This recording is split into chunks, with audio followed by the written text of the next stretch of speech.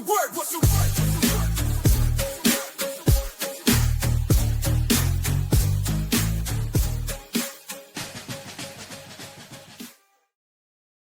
Well, it would appear that it is that time again. Yes, ladies and gentlemen, for the Bees of Boxing. I'm just sitting over here trying to do a show, and Steve is trying to freshen up for the camera, as it were.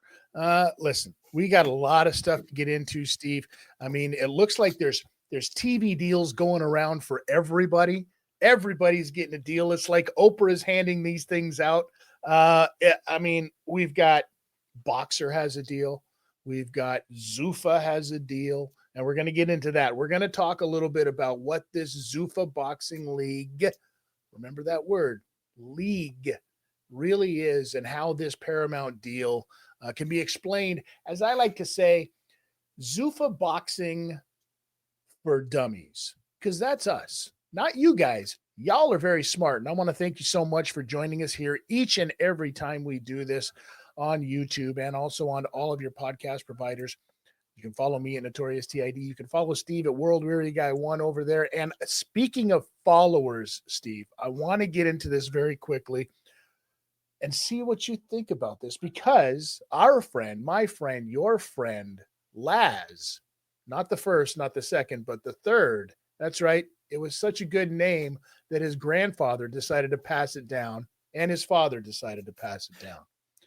But this musical genius has sent in a piece that I want to get everybody's opinion on this. And more importantly, I want to get yours, because, I mean, it mentions you by name, right? Hang on one second, buddy. Let's get into this. Punchlines like pressure. Hey yo. Hey yo. Hey yo. Hey yo. Hey yo. Hey yo. Punchlines like pressure. Hey yo. Hey yo. Hey yo. Hey yo. Hey yo. Hey yo. Hey yo. I only write tracks for Steve Swift reviews. He punched me twice in the face and asked for a duel. The pugilistic prophet with doobies diagnostics, like Scroobius Pip but less toxic. The UK comic shooting stars never lost it. It's 2025 and the internet still dies. Guys are chasing algorithms like a crack pipe high. Everybody base till a sponsor walks by, then they switch real quick like Trump stock slides. Rappers wearing dresses just to trend on a playlist. They call it gender fluid drip, I just call it shameless. Influencers say crypto but they pray to the goat. The only wad that they hold is a dude in their throats. These kids worship thumbnails, screaming hit that bell, but can't spell Shakespeare, just LOL. And those Charlie Kirk haters look stressed, no doubt arguing with memes till they Wi-Fi taps out. Wow. And that's just a bit. It goes on. It goes on and on. Unbelievable stuff. Steve, what do you think, man? What do you think? Well, clearly I love it. I mean, that gentleman can spit some bars, and he's dropping old school biscuits, which I really admire. But you know, being an early rap adopter, and I was around when Mr. Africa Bambaataa was a starter. When Bambaataa was a starter. Not necessarily when he was a starter, but certainly in the mid '80s. You know, before he became a country. Before he became a country, yes. I'm humbled, humbled and delighted, obviously, and to be called the pugilistic prophet. That's where it's at. But you are, because yet again, and we're going to talk about this. A year ago, 2 years ago, 7 lifetimes ago, when African Bambaataa was just a mere city, we talked about how things were going to change in the world of boxing. And it looks like yet another thing seems to be coming true. Like, what is going on? Tell me what you know about this deal with Boxer. Well, we said it. What we said was there was a table. No matter what the Universal Boxing Organization looked like, and we have our views on what that looks like, which I have to say appear to be certainly on the right lines at the moment. Don't want to say too much, just in case people like certain people who are watching, shall we say, are saying, I won't do it like that now because they're saying it's going to be like that. So we won't have a Legends League. Anyway, We've said there'd be a table set up, and certain people would be at that table. And one of the people we said who would be at that table was Ben Shalom, and the head honcho of Boxer. Now, it's been announced that he has a sponsorship deal. Let's not get too excited. He has a sponsorship deal for the new boxing world, shall we call it, which Dana White and His Excellency Turki Al-Sheikh have created or are about to create. That's partially because, and there's an awful lot of promoters, in a way, we've said this before, Ben Shalom is similar to, he's the antithesis of Jake Paul, but he's quite similar in that he doesn't do the promoting stuff that other promoters might wear, suit, big coat, a certain way of speaking, all of that, nothing wrong with that. But as Dana White says, they've been doing that for a million years. He does this slightly differently. He doesn't go on social media very much, and he does deals. And he did a deal with Sky Sports.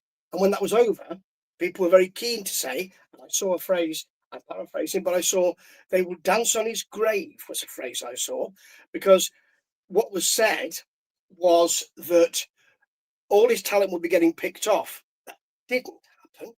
And now he's got a deal with the BBC. Now, he hasn't got very many dates a year. I think it's 3. However, that name has such cachet, much more than Sky Sports, I would say, worldwide. It's so important, the BBC. It's got far more importance. If you were living in the UK, there's an enormous attack on the BBC at the moment to defund it because you have to pay a license fee. But it carries a cachet abroad. And that might be one of the reasons. But he's been invited into the big tent to say, why don't you come and join us?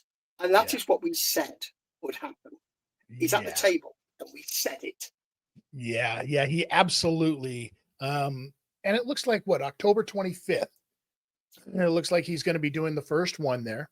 And you've seen who's at the top of this.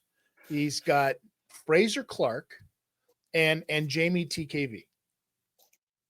I'm okay with this fight being for the first outing, because if you remember Jamie TKV's last fight and how that one went, and you remember Fraser Clark's last fight, this is two heavyweights, 2 young guys, because you can't get your boy, because that's the guy that Jamie TKV lost to last time. Let's just say that right now. But this is an excellent fight. But here's what I don't like about this, Steve. This is for a belt. I don't know if you heard this one or not. It's for a belt.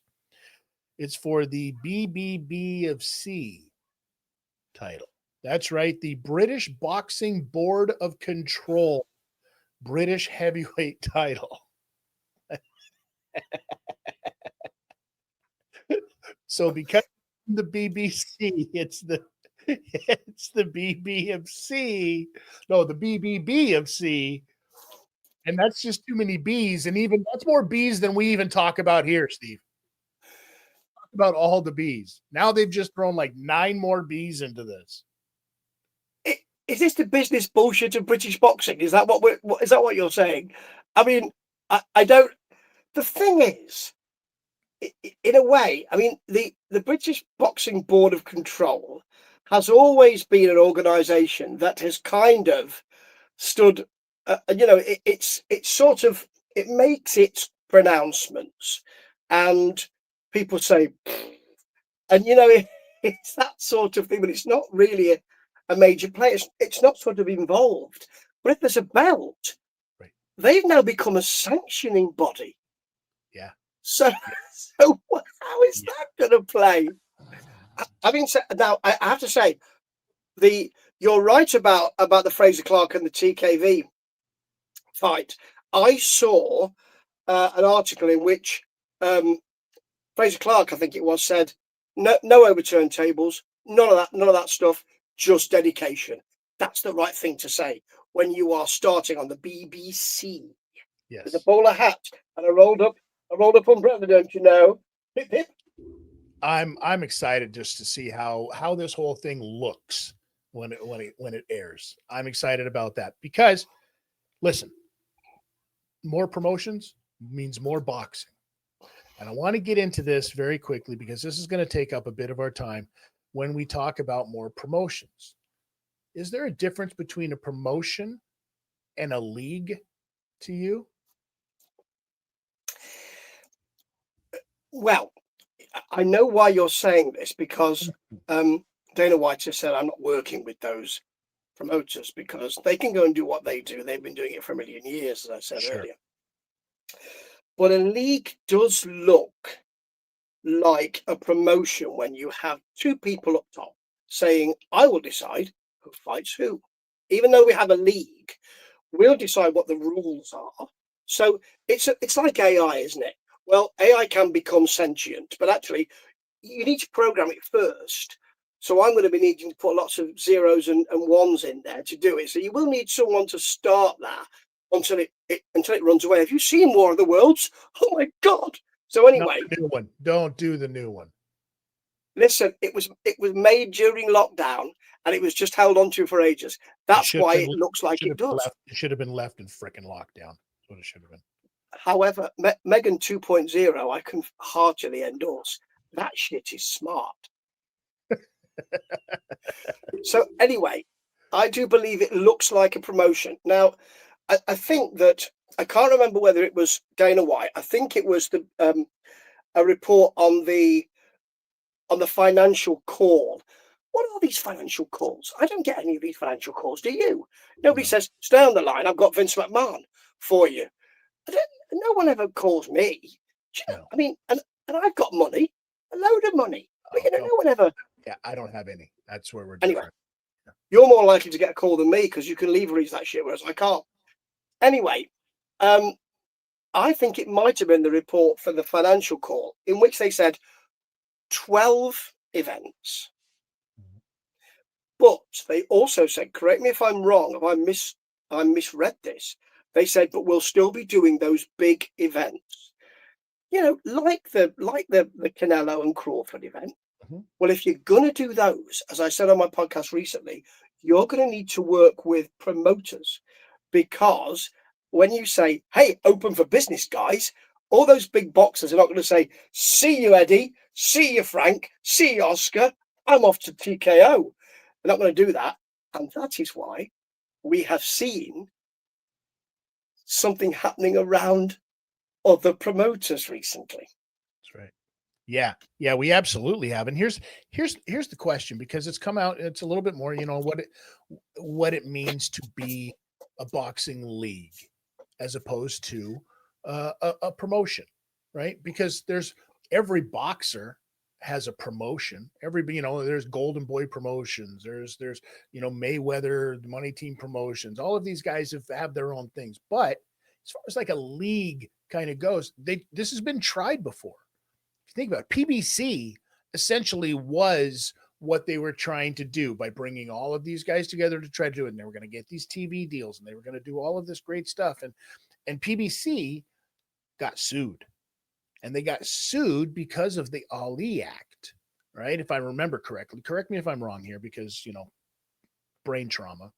But Heyman had a fantastic idea when trying to do PBC out the gate, but I think it just was too much. And I don't think that there was the right kind of verbiage inside of the Ali Act, which is the reason that they're not trying to take stuff out. They're trying to add stuff to, so that they don't get caught into this, because they saw what PBC did and how that kind of like PBC got up to the top and fell off drastically. So they're like, okay, let's not do the bad things that they did, but let's take the good things that they did. And PBC, if we remember correctly, fantastic cards that they would put on. So I don't think that that's going to be an issue. I think that the stuff that they add into along with the Ali Act, I think that's where it's going to get a little bit wonky, because Dana White has even said, you can still go fight on any other thing and follow that Ali Act. That's fine. That's always going to be there for fighters. But inside of the league, you have to adhere to our version of the Ali Act, which is the Ali Act 2.0, which is going to have some amendments to keep people locked in because it's a TV show. Just like the UFC is not mixed martial arts, Zuffa Boxing will not be boxing. It's not going to take over boxing. It's just going to be a league of boxers. So who do you put on top of that? How can you put people on top of that? There's only one viable solution, Steve. It's legends. You have to, because these are the guys that aren't under contract. And we're going to say it again. We're going to say it over and over and over. Steve Swift is the smartest guy in the world when it comes to trying to do what's right for business. Dana, give this man a job. You're going to need him. I'm just saying right now, that seems to be the way. So anybody who's got a problem with the pay structure and stuff like that, shut up. Shut up. How about that? You're not the one getting paid. You're not the one fighting. These guys are signing their contracts. They obviously looked at him and said, this is where I'm going to make the most money. This is where I'm going to get the most exposure. This is where it's going to be best for me and my career. Not you Cheeto fingers. All right. So just sit there and enjoy the fights because I'm going to enjoy the hell out of them. Cheeto fingers. Yes. That sounds like a really bad mobster. Hey, Cheeto fingers. It's a punk band from Portland. Great. You are absolutely right. The way I envisage it is this, that the league, because there's going to be, as we said, all sorts of stuff. It's a grab bag of stuff, this. So you're going to have some MMA on it. You're going to have some reality TV on it. You're going to have slap fight on it, or power slap on it. Probably. Somebody mentioned it the other day. They're starting to talk about it on programs. That power slap's really popular in the States. Right. If you're starting to talk about it on boxing shows, it's coming. So I think this league is going to be mid-card. I think it's going to be mid-card. I don't think it's going to be bad. I think it's going to be close, almost 50-50 fights. They were talking about yesterday on TalkSport, they were talking about, Spencer Oliver was talking about getting back to the small hall places and the small hall days, and you have to have 50-50 boxing there, and it's a pick and fight because people won't stand for anything else. So this kind of league will be close in that respect, and you are going to get some fighters that you've not seen before or that you knew of but have never seen. Sure. They're going to be fighting for less money, but as you say, you've got Ring Magazine connected to that, so you can suddenly get a story in that'll fly. And then on top, as you say, you've got your legends. And separately, you have, I'm speaking to Eddie and Frank, and we're going to get a big deal on this. And that's going to be a kind of pay-per-view or something on Paramount Plus or whatever it is. And so that's going to be separate, but part of. I don't think they will ever have that as part of their events, their 12 monthly events. So I think that's going to be a separate deal. So let me ask you this, Steve, because there was fights that happened this past weekend.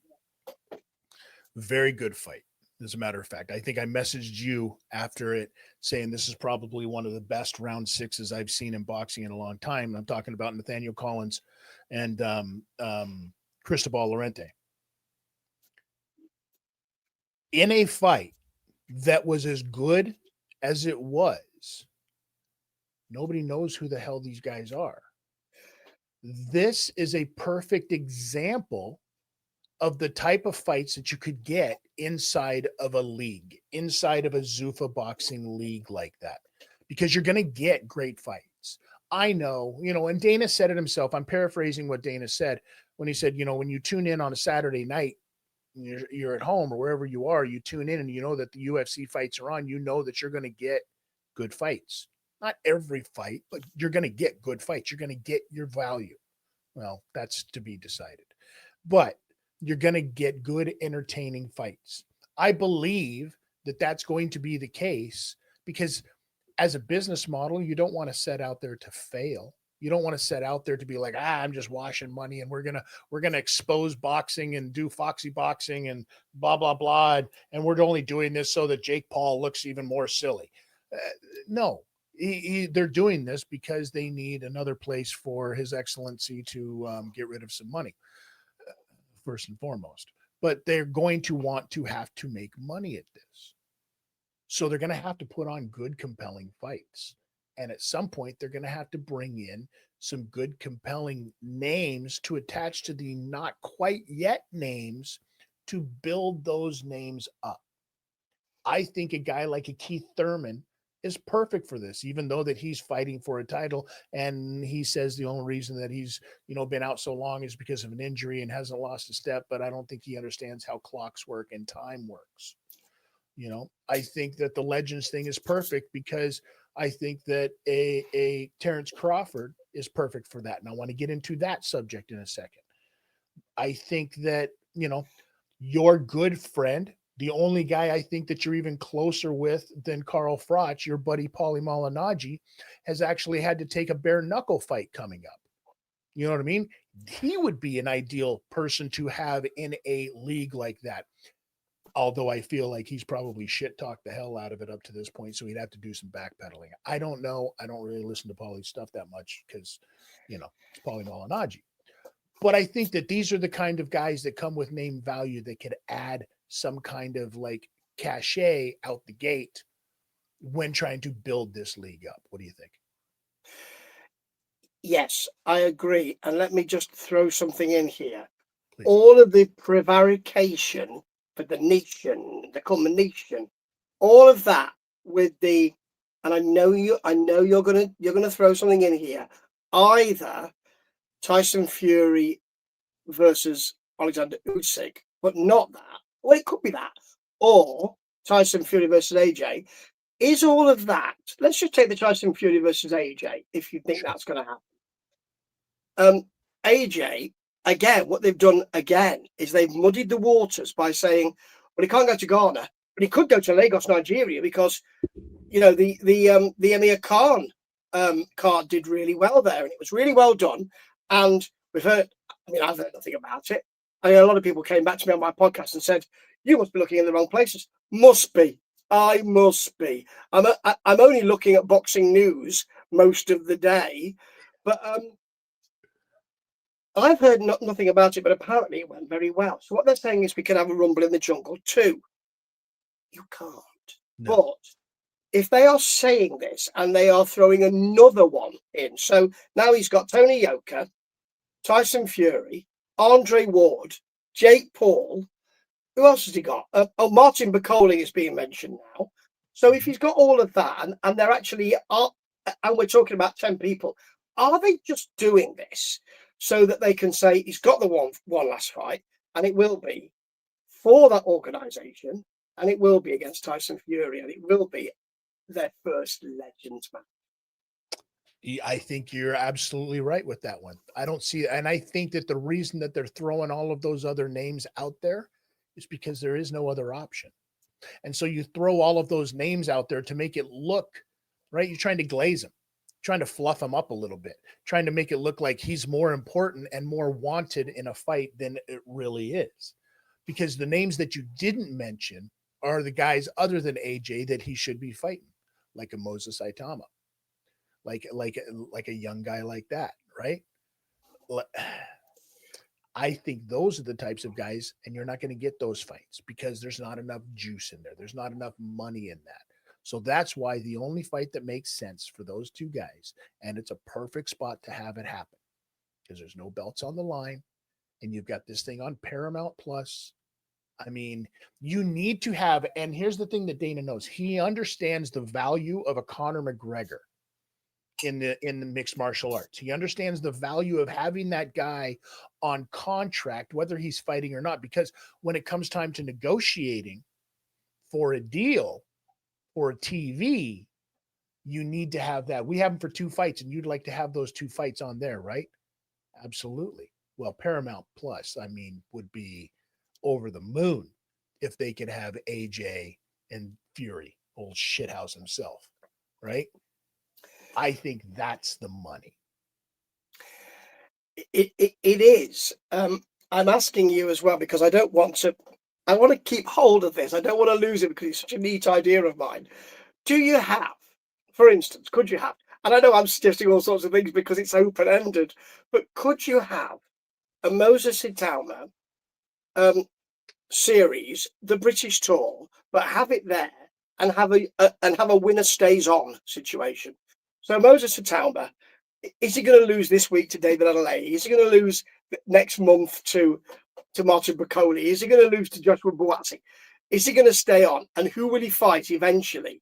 Open the door and it's Tyson Fury, or someone like that, or it's Nassim Hamed, who probably is a similar weight class. No, I'm not saying that. What I'm saying, but somebody who was big, Lennox Lewis coming out from Italian and does something like that. Yes, I think that would be a lovely mini series for this boxing organization. But then you could have flower arranging. You can have baking. You can have anything you like because it's open, isn't it? Well, I mean, speaking of having anything you like, since His Excellency Turki al-Sheikh was so giving in his prospects of money, he's sponsoring Boxer for the BBC, which is fantastic. Hey, Your Excellency, I'm looking for a sponsorship too. I'm just saying, just throwing it out there. We talk a lot of boxing, and some of which I'm sure that you have stolen from us. Allegedly. Ideas. Maybe. Excellency, that's not my view. It's just him. I'm not throwing him under the bus or anything, but there you go. Wow. And just like that, it's a one-man show. That's why it says the Bees of Boxing with Steve Swift. So that way I have complete anonymity, you ladies and gentlemen. But here's what I'm saying. Since he was so giving and doing all of this stuff and saying Ben Shalom, and that started up a little bit of an uproar. The British boxing royalty, if you will, got their knickers in a knot. And it looks like old EH is mad. He got a little upset about all of that, and he had to have a little meeting. With the Secretary of Money and said, hey, can you break me off a little something there? And His Excellency said, you know what, Eddie? I tell you what, here's what we're going to do. We are going to break you off a little something. And Eddie went right out and said, yeah, I got myself a deal. Got a deal with His Excellency. Went to the rafters. And it looks like everybody was thinking Eddie Hearn got a deal with Riyadh season, and it's going to be promoted. And that's fantastic, which I'm sure there might be a little bit of something to that. But I think that there needed to be some clarification, Eddie. It looks like the big news for Hearn Entertainment, or whatever it is that it's called, that Barry seems to be very much still a part of. God bless his old ass soul. It looks like it's not boxing. It's not boxing, Steve. No. You can have some money, Eddie, but what we're really interested in, the thing that we think you're really excelling in, that you really get your nose into, the thing that we think you're the best at promoting. That's right. We want darts. And I'm not talking about cigarettes in Newfoundland, and I'm not talking about little Mexican wrestlers and Kevin Nash. We want actual darts. Pub beer drinking darts. The most athletic of human beings this side of baseball players, ladies and gentlemen. Darts. Yes. Yeah. It's got to be galling for Eddie, because it's actually Barry, his dad, who has the snooker and darts, really. But darts in this country is enormous. So, it's what, 5,000 people, maybe even more, in enormo clubs. They come dressed up. They do, they got characters. There's a breakaway league. So like a kind of lots of money and all of that for the breakaway league.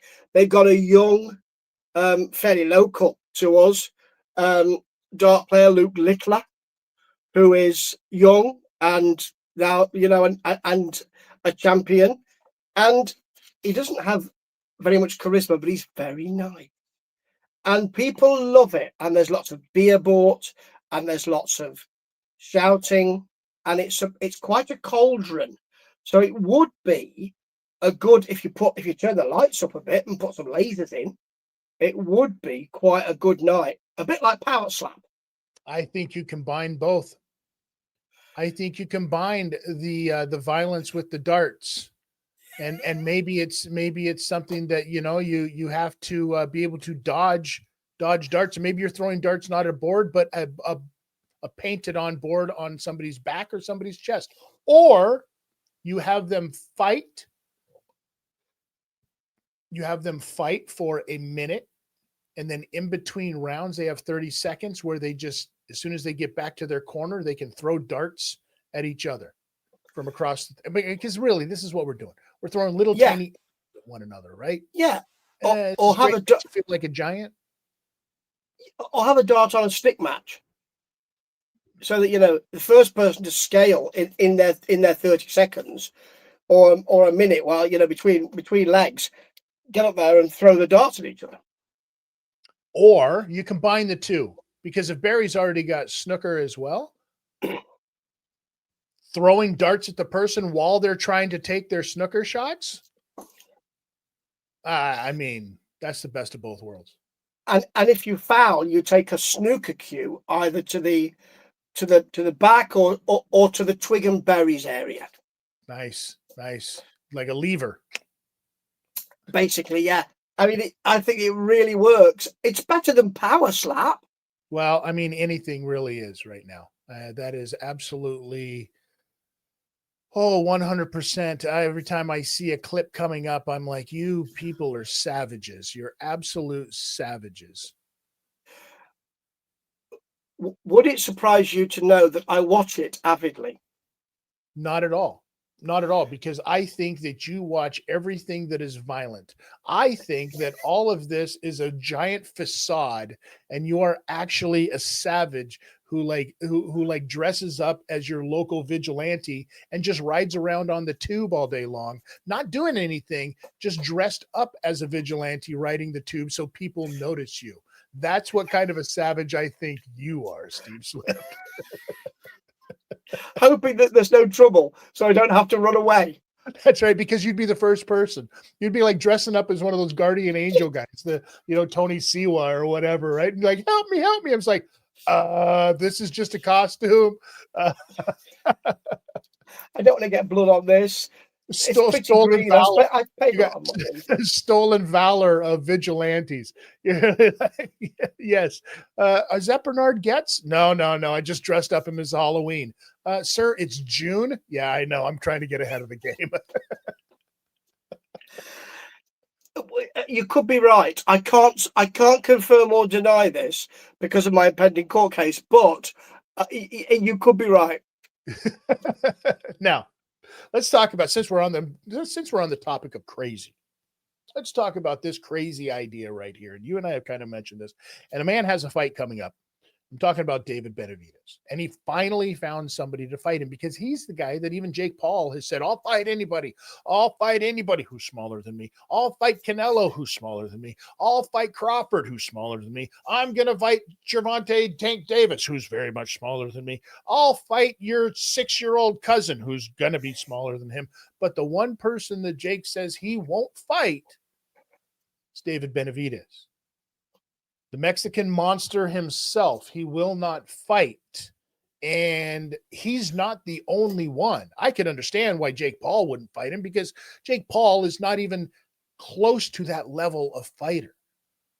But professional boxers with good records are all lining up to be, I'm good. I'm not fighting David Benavidez, right? We saw what he did to David Morrell. I'm not fighting David Benavidez. Anthony Yarde is stepping up to one hell of a task. Kudos to Anthony for doing this one. And I hope it works out well, because this is a tough task for David. Don't get it twisted. Anthony is the real deal and should step up to fight this, especially when nobody else is. Why do you think nobody wants to fight David Benavidez? Because he combines that kind of, and they call him the monster. He's always called a monster, and he is enormous, and he has precision, and he has movement, and he has patience, and he has a killer instinct. He's pretty much, he ticks all the boxes, doesn't he? So when someone, so that in your camp, if you're saying, okay, let's watch tape, right? How are we going to get what's the weakness? Okay, that's a very quick answer. There aren't any. Anthony Yard is stepping up because, and I agree. Kudos to him. I can't see it ending well for him, but kudos to him. In a way, whatever happens, and I think he will lose. But if he doesn't lose really badly, I think that he will get kudos, and consequently, he will free up some other opportunities for himself. Because I don't think he was really, there wasn't an enormous amount available to him. So to make this step is a big step. It's like saying I'm moving to Los Angeles because I want to become a Hollywood actor. Right. Well, I mean, listen, the porn industry is never ending, so there's always a shot. Here's the thing, though, with David Benavidez, he holds the WBC belt for light heavyweight, 175 pounds. Who holds the other three? Dmitry Bivol. That's who's holding the other three. So realistically, that's who he should fight. The weight class below him is all held by one man. That is Terrence Crawford. The weight class above him is a bit of an abysmal mess too, because that's cruiserweight, and that's where you have Opataya, Badu Jack. Who am I missing here? I forget right now, right? But you have, a lot of guys that are there. In heavyweight, it's Alexander Usyk. So there's not a lot of unification for all of it right now. And at light heavyweight, there should be. So if you want my opinion, I think that David Benavidez needs to figure it out. And Dmitry Bivol needs to figure it out. And they need to make that fight happen early next year. I think that the problem is that the Beterbiev name came into play too often, and the Beterbiev Bivol fight became, as good as it was, right? Both times. I believe that that's done now.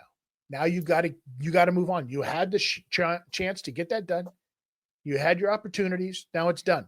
Now we have to move on, and that's the fight to make, if you ask me. And that's Benavidez Bivol, 100%.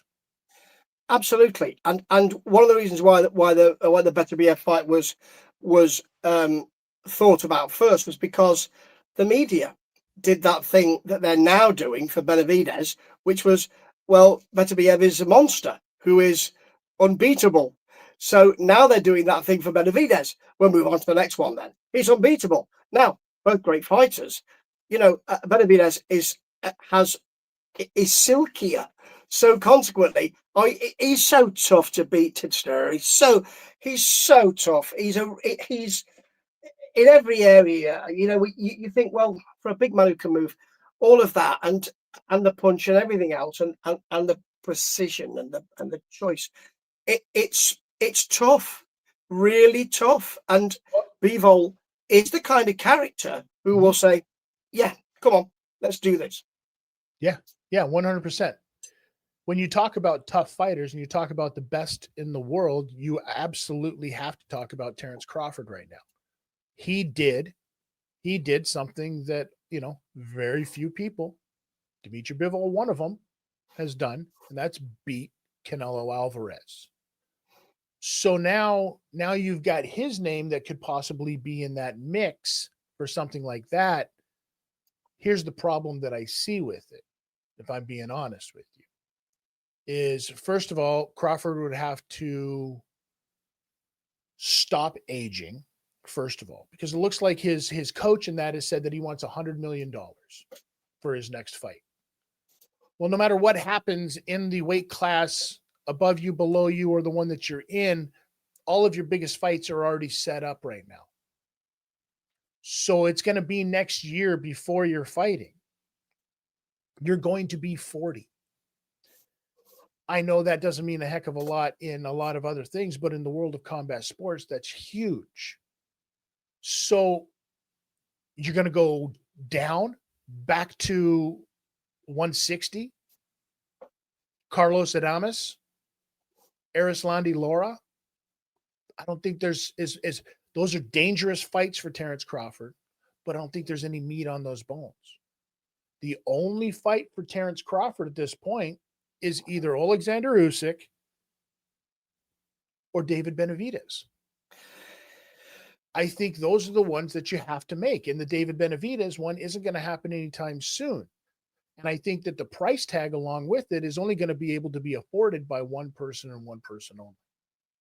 So does His Excellency think that there's enough on that to make that fight? What do you think? You see, what I think's happened with Terence Crawford, and there are two things. I think that, as I've always said, the fight against Canelo was something that neither of them really were excited about. It's just something that we, as the fans and the media, wanted. And it was, who can they fight next? I know. Let's make him come up a couple of weight classes because, so it did seem like a bit of a freak show. The fight changed my mind about that. And he's, in a way, he's done something extraordinary. Not in a way, he has done something extraordinary, but he's danced himself into a corner, as you just so eloquently put it, because there's now very little he can. There are very few places he can go. He pulled off something extraordinary. Can you do that twice? Can you catch that lightning in a bottle twice? I think it's more difficult second time around, particularly against someone like David Benavidez. Here's a question for you, though. Hold on. Here's a question very quickly, though, because yes, he beat the best in the business. He beat the best boxer boxing today. He beat a generational superstar. But so did Bivol. And it did nothing for him. It did absolutely nothing for him. Why? I think it's because of the weight situation. So I think it's, with Crawford, because of the weight bully situation. So correct me if I'm wrong, Canelo was saying, I'll come up to meet you on that. So I'm the one here who is taking the chance. With Crawford, he's saying, I'm the one who's taking a massive chance here, because if my power and my movement don't come up, I'm finished and I'm in the hospital. So I think it could be that. So it leads to say, I mean, it's fair to say then that everybody gets behind the smaller fighter moving up. But when the smaller fighter is not the smaller fighter, everybody tells him to go F his hat. I think that happens in the media. I think because we love the underdog story, don't we? In Britain, we certainly do. So, we love that underdog. We love that. Surely Terence Crawford cannot do this. You've also got and I have to say, the arrogance of Canelo. He's choosing to do this. He doesn't want to fight William Skull. Doesn't want to do that. He's kept us waiting. And what a shit fight it was eventually. He's not the fighter he was, and yet he thinks he's great. He's not. So there's also that as well. So I a lot of people really felt for and were behind Terence Crawford. And we said, and I said many times, and I'm not keen on Canelo, you know that. But I said, well, if he puts him, if he does this, done. I think it is done for Canelo. But for Terence Crawford, the other thing is, he's done this extraordinary thing. There is a wonderful. It's a sitcom. I think it's Frasier, when he gets the Man of a Lifetime award, and he takes it and says, I just think, what do I do tomorrow? So you've got that. Yeah. So what is he going to do next? Whatever he does is down. Even if it's dangerous, it's down. So I think this 100 million is something to do with, I don't really fancy it. We've all done. I used to do it all the time. I've done it plenty of times in my pro wrestling career. If there's something that I don't want to do, I'll price myself out so that you can't afford to book me. It's that simple. And I think that that's what's happening as well, Steve. Steve, before we go ahead, please finish your thought.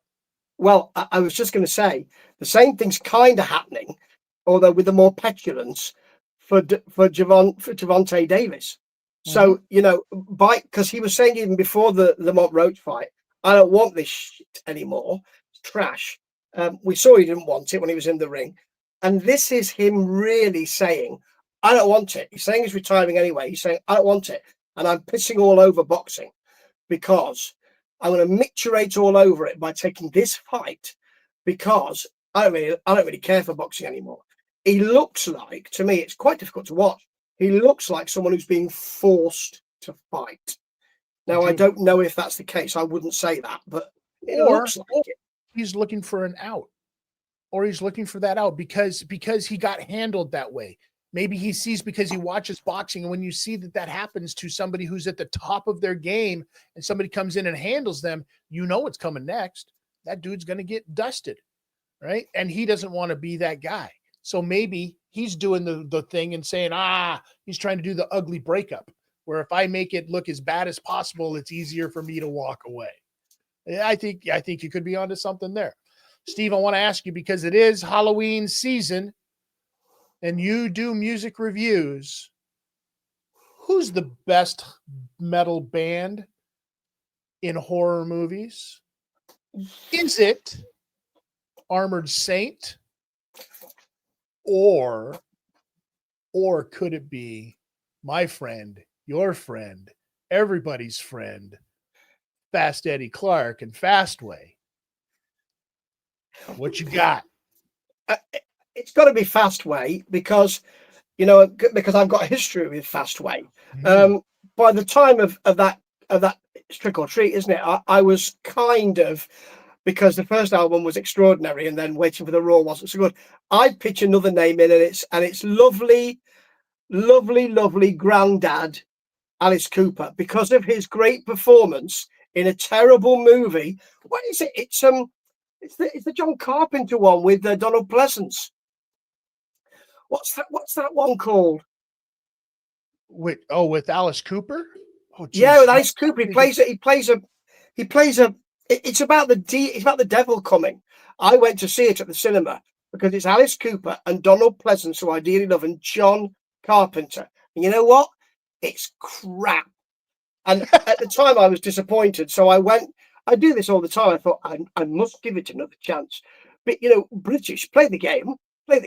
So I gave it another chance. Prince of Darkness, it's called, I think. Okay. Well, I mean, and then you got to throw in, I mean, if you're going to go there, you got to throw in Dee Snider, Strangeland. I mean, there's a number of them that have done that, but I just mean for straight up bands, I think you're right. I think you have to go with Fastway and Fast Eddie Clark. Although, anytime you can get a bit in a Hellraiser movie, Armored Saint, come on, they showed out. Great band. I mean, yes, I agree with you, but I do love the performances as well. Ozzy Osbourne in These people are evil. Great. I do remember that, thinking, this is fantastic. Ozzy, just great. Fantastic stuff. All right, Steve, as usual, thank you so much. For all of you out there, please go check out that Laz the Third song. Go check out Steve over at World Weary Guy 1. And be sure to like, subscribe, hit all of those things that we do here. This is the Bees of Boxing. And of course, I would be remiss if I didn't tell you, Steve, you know 2 things, right? What are the 2 things that we know around here? That's right. Say it. We're Italians for the children.